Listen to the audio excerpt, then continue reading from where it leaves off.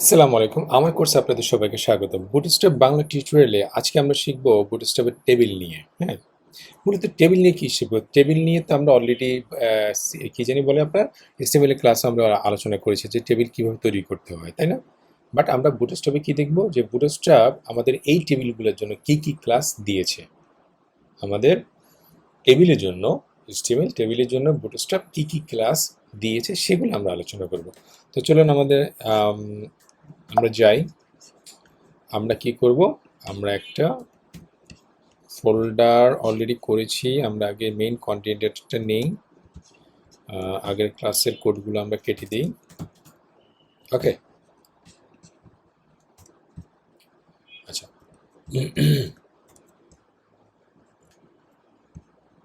কি নিলাম? আমরা একটা ডকুমেন্ট নিলাম, সেখানে কি করলাম, আমাদের সিএসএস সিডিএন ফাইলটা মানে বুটস্ট্র্যাপের জন্য যে সিএসএসটা ফাইলটা আছে সেটা আমরা অ্যাড করলাম, এবং বুটস্ট্র্যাপের জন্য যে জিএস ফাইলটা দরকার সেটা আমরা অ্যাড করলাম সিডিএন এর মাধ্যমে, এবং মাঝখানে কি নিলাম, মাঝখানে আমরা কন্টেইনার নামে একটা ক্লাস নিলাম। ওকে, এর ভিতরে কি নিব? রো নিব, এর ভিতরে কলাম নিতে হবে, তাই না? এখন আমি একেবারে 12 কলাম নিব, আর এখানে আমরা S3 এর মধ্যে লিখব রেজিস্ট্রেশন ফর্ম, এই লেখাটা লিখলাম। হ্যাঁ, আমরা যদি এটাকে রিলোড দিই, আমাদের এই পেজটাকে, আমরা আমাদের ফোল্ডারে যাই, আমাদের ফোল্ডারে যাব আমরা। ওকে, আমরা যদি রিলোড দিই, এই যে আমাদের দেখতে পাচ্ছি আমাদের ব্ল্যাঙ্ক একটা পেজ, আর এখানে লেখা দেখা যাচ্ছে রেজিস্ট্রেশন ফর্ম। আচ্ছা, এখন আমরা টেবিল নিব। HTML এর টেবিল কীভাবে নিতে হয় আমরা জানি।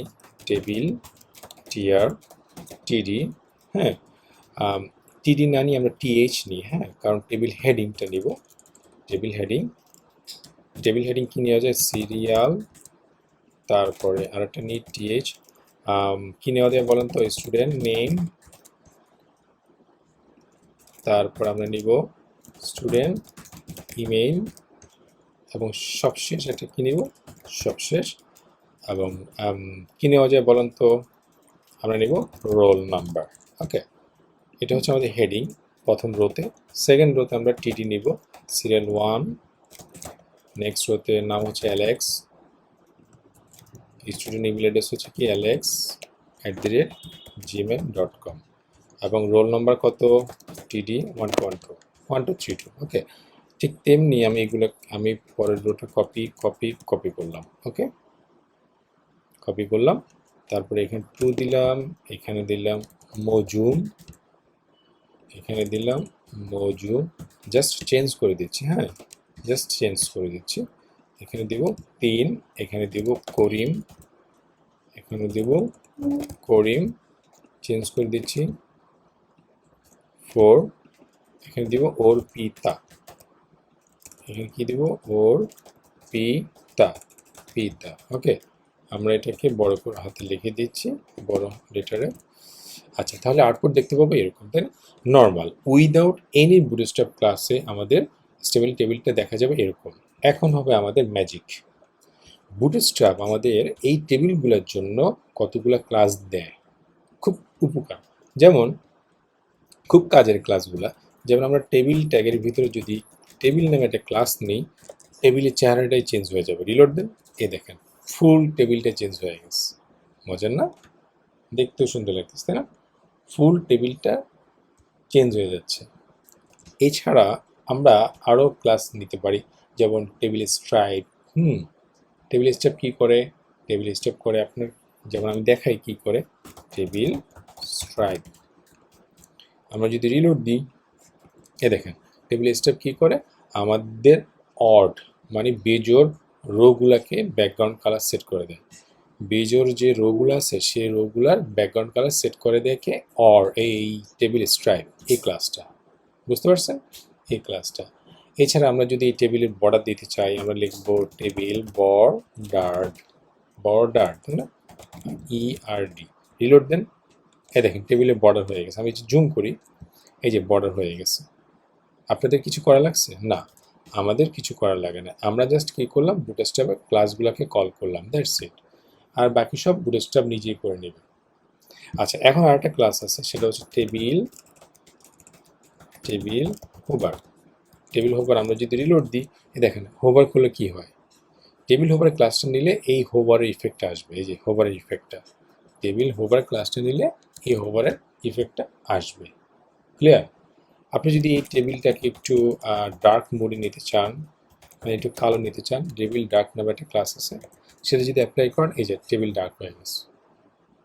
টেবিল ডার্ক ক্লাসটা নিলে কি হয়ে যাবে, ব্যাকগ্রাউন্ড কালারটা ডার্ক হয়ে যাবে। হ্যাঁ, ব্যাকগ্রাউন্ড কালারটা ডার্ক হয়ে যাবে। ক্লিয়ার তো? আমরা একটা কাজ করতে পারি, আমরা যদি চাই যে আমাদের কোনো বর্ডারই থাকবে না টেবিলে, তাহলে কি করবেন?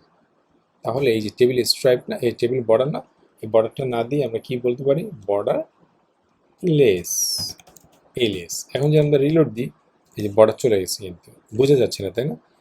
আমি টেবিল ডার্কটাকে উঠাই দিই, তাহলে বোঝা যাবে যে বর্ডারটা চলে গেছে। এই দেখেন বর্ডার নাই, টেবিল বর্ডার নাই, টেবিল বর্ডারলেস। আমরা যদি এটাকে আমরা না দেই, রিলোড দিই, এই দেখেন কিরকম দেখাচ্ছে এখন। আর আমরা যদি এখন লিখি টেবিল বর্ডারলেস, এই ক্লাসটা নিই, তাহলে আমাদের টেবিলের বর্ডার থাকবে। এই দেখছেন বর্ডার কিন্তু নাই, টেবিলের রো কলামের কোনো বর্ডার নাই। ক্লিয়ার? এই ক্লাসগুলোই আমাদের বুটস্ট্র্যাপ দেয়, এগুলোকে জাস্ট আমাদের মনে রাখতে হবে। ওকে, এই ছাড়া আমাদের কনটেক্সচুয়াল কতগুলা ক্লাস আছে। যেমন কি, যেমন table primary, success, danger, info, warning, active, secondary, light, drug, এইসব ক্লাস আছে। এইসব ক্লাস দিয়ে আমরা আমাদের এই কলামগুলোকে চেঞ্জ করে দিতে পারি। যেমন এই কলামগুলো বলতে বোঝাচ্ছে যে এই যে আমাদের এই কলামগুলো আছে না, সেগুলো ব্যাকগ্রাউন্ড করে চেঞ্জ করে দিতে পারি। যেমন আমরা যদি ক্লাস এখানে নেই যে টেবিল প্রাইমারি না, আমরা যদি ক্লাস নিই টেবিল সাকসেস, সেভ দিয়ে রিলোড দিই, এই দেখেন ব্যাকগ্রাউন্ড কালারটা চেঞ্জ হয়ে গেছে। বুঝতে পারছেন? আমরা যদি এখানে ক্লাস নিই আরেকটা, এগুলো হচ্ছে কনটেক্সচুয়াল ক্লাস। আমি স্পেলিংটা বলে দিচ্ছি, কনটেক্সচুয়াল ক্লাস। কার জন্য? টেবিলের জন্য। টেবিল সাকসেস, আমরা টেবিল কিনতে পারি, টেবিল ডেঞ্জার নিতে পারি। ডেঞ্জার নিলে কি হবে, রিলোড দেন, এই যে এই কালারটা হয়ে যাবে। এরপরে ক্লাস নিয়ে আমরা টেবিল ইনফো, যদি ইনফো নিই, এই যে এরকম ক্লাস হয়ে যাবে, তাই না? এরকম ব্যাকগ্রাউন্ড কালার হয়ে যাবে। আমরা যদি ক্লাস নিই টেবিল ওয়ার্নিং, রিলোড দেন, এই যে হলুদ হয়ে যাবে। ওকে, তো এগুলো হচ্ছে কনটেক্সচুয়াল ক্লাস, এগুলো কাজ এক একটা এক এক রকম। আমরা যদি এখানে আরেকটা ক্লাস নিই টেবিল, আমরা যদি বলি কি বলা যায়, অ্যাক্টিভ, অ্যাক্টিভ হচ্ছে এরকম, এই কালার অ্যাক্টিভ। আমরা যদি ক্লাস নিই টেবিল সেকেন্ডারি ক্লাস নিই, এই যে সেকেন্ডারি হচ্ছে এই কালার।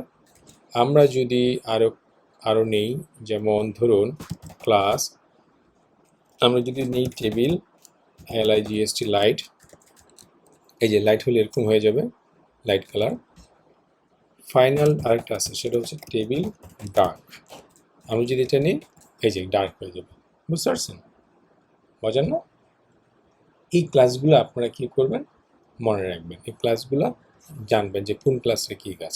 আচ্ছা, আরেকটা বলি, সেটা হলো আমাদের অনেক সময় দেখা যাবে যে ক্লাস এই যখন আমরা টেবিল নিব, তখন আমাদের টেবিলের কলামগুলোতে এখানে 4টা দেখা যাচ্ছে, তাই না?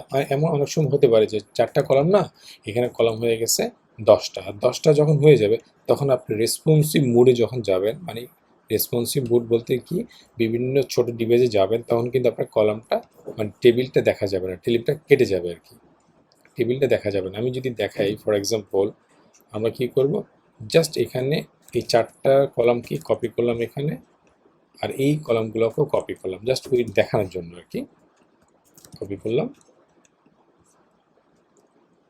আর এটাকে কপি করলাম, মানে 8টা কলাম করলাম আর কি। হ্যাঁ, আমরা যদি এটাকে রিলোড দিই, যে আমাদের 8টা কলাম দেখা যাচ্ছে, তাই না? এই যে 1 2 3 4 5 6 7 8। এখন আমরা যদি ছোট ডিভাইসে যাই, তখন কি হয় দেখেন।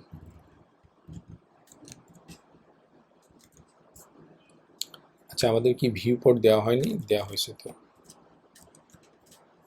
আমাদের 100% দেওয়াই আছে, তারপর আমাদের দেখা যাচ্ছে না, তাই না?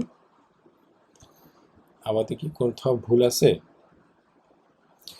আমরা কি দিয়েছি, আমরা মেটা ভিপোর্ট দিয়েছি, উইথ ডিভাইস ওয়েট দিয়েছি, ইনিশিয়াল স্কেল 1.0 দেওয়া হয়েছে। ওকে ওকে, না আমাদের কোনো ভুল নেই, আমাদের কোনো ভুল নেই, আমাদের কোনো ভুল নেই, কিন্তু ওইটা একটু জুম করে দেখানোর কথা ছিল, বাট জুম করে দেখালো না। আচ্ছা, এখন একটু খেয়াল করি আমরা, আমি যদি ছোট করি, না হলো না, এখানে কোনো একটা ইস্যু আছে, যার কারণে আমরা যেভাবে চাচ্ছি সেভাবে দেখাচ্ছে না। কন্টেইনার, তারপর হচ্ছে কি রো, টেবিল বর্ডার। ওকে, আমাদের তো সব কিছু লোড হয়েছে, তাই না? এই যে আমাদের সিএসএসটা লোড তো অবশ্যই হয়েছে, তা না হলে তো আমাদের দেখাতো না, তাই না? হ্যাঁ, সিএসএস লোড হয়েছে। আমাদেরকে এটা আমরা যদি আই পিক্সেল টুতে নিই, না আমাদের আর জুম লেভেলটা আরও থাকবে। এটা এখানে কোনো একটা ইস্যু হয়েছে, 1.0 একই কথা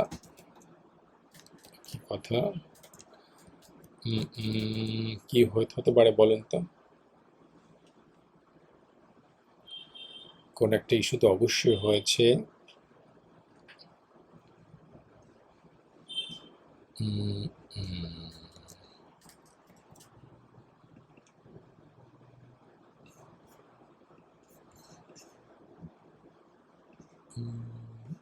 আচ্ছা, আমরা ওভাবে আপাতত এই মুডে না গিয়ে চেক করলাম, আমরা এই মুডে চেক করব না, আমরা এই মুডটাকে অফ করে দিই। আমরা এভাবে যখন চাপাবো, ব্রাউজারটাকে ছোট করব, তখন দেখবেন যে ডান দিকের যে কলামগুলো ছিল সেগুলো দেখা যাচ্ছে না, তাই না? এই প্রবলেমটা সলিউশন হচ্ছে, আমরা কি করব, আমাদের টেবিলটাকে একটা ডিবের মধ্যে রাখবো, সেই ডিবের নাম কি দিব, ডিব টেবিল রেসপন্সিভ, এই ক্লাসটার মধ্যে রাখবো। কপি করে এখানে এই ভিতরে রেখে দিব। কি করলাম, এই টেবিলটার আমরা একটা ডিবের মধ্যে রাখলাম, সেই ডিবের ক্লাসের নাম দিলাম টেবিল রেসপন্সিভ। এখন যদি এখানে একটা রিলোড দিলাম, এই দেখেন এখন কিন্তু ডান দিকে আপনি যেতে পারবেন। এই যে দেখেন একটা স্ক্রল বার দেখা যাবে, তখন এই যে স্ক্রল বার দেখা যাবে, বুঝে গেল? এখন সবগুলা কলামই আপনার দেখা যাবে, বুঝতে পারছেন তো? টেবিল রেসপন্সিভ ক্লাসটা নেবেন, ক্লিয়ার তো? এই সলিউশন বা এই প্রবলেমটার জন্য সলিউশনটা হচ্ছে এটা। যদি কলাম বেশি হয়ে থাকে তখন আমরা কি করব, টেবিল রেসপন্সিভ নামে ক্লাসটা ইউজ করব। ওকে ওকে, গুড। তো আজকে এইটাই ছিল আমাদের টেবিল নিয়ে আলোচনা। নেক্সট ভিডিওতে আমরা অন্যান্য বিষয় নিয়ে আলোচনা করব। আর এই ভিডিও যদি ভালো লাগে অবশ্যই আপনারা লাইক কমেন্ট শেয়ার করবেন, আর যদি কোনো প্রশ্ন থাকে অবশ্যই আমাদেরকে ফেসবুক গ্রুপ আছে, সেখানে আপনারা কোশ্চেন করবেন। তো নেক্সট ভিডিও পর্যন্ত ভালো থাকবেন, সুস্থ থাকবেন, আল্লাহ হাফেজ।